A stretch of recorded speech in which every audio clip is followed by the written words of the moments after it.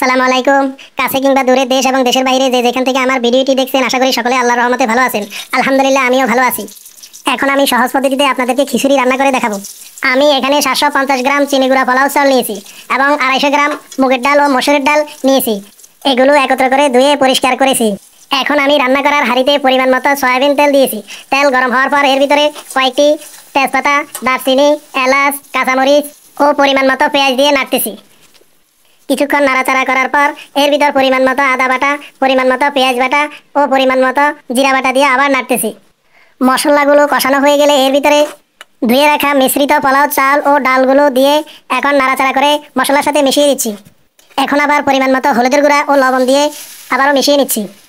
অনেকক্ষণ নাড়াচাড়া করার পর এর ভিতর এখন পরিমাণ মতো পানি দিয়ে দিচ্ছি। পানি দেওয়ার পর এখন নাড়াচাড়া করে একটি ঢাকনা দিয়ে 10 মিনিটের জন্য ঢেকে দিচ্ছি। 10 মিনিট পর ঢাকনা উঠিয়ে এখন খিচুড়িগুলোকে নাড়াচাড়া করে আবার ঢাকনা দিয়ে ঢেকে দিচ্ছি। আবারও 10 মিনিট পর ঢাকনা খুলে দেখতেছি। এখন চুলা বন্ধ করে আবার ঢাকনা দিয়ে 15 মিনিটের জন্য রেখে দিচ্ছি। 15 মিনিট পরে এখন ঢাকনা খুলে আবার দেখতেছি খিচুড়িগুলো হয়েছে কিনা। হ্যাঁ, খিচুড়িগুলো রান্না হয়ে গেছে।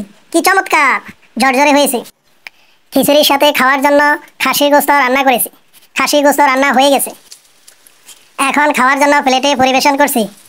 ওয়াও, অনেক মজা হয়েছে। আপনারা এভাবে বাসায় খিচুড়ি রান্না করবেন। আমার ভিডিওটি যদি আপনার ভালো লেগে থাকে, লাইক, শেয়ার, কমেন্ট করতে ভুলবেন না। আপনি আমার পরবর্তী ভিডিওটি পাওয়ার জন্য আমার চ্যানেলটিকে সাবস্ক্রাইব করুন। আপনি যদি কাজটি অলরেডি করে থাকেন, আপনাকে অসংখ্য ধন্যবাদ। সবাই ভালো থাকবেন, সুস্থ থাকবেন। আল্লাহ হাফেজ।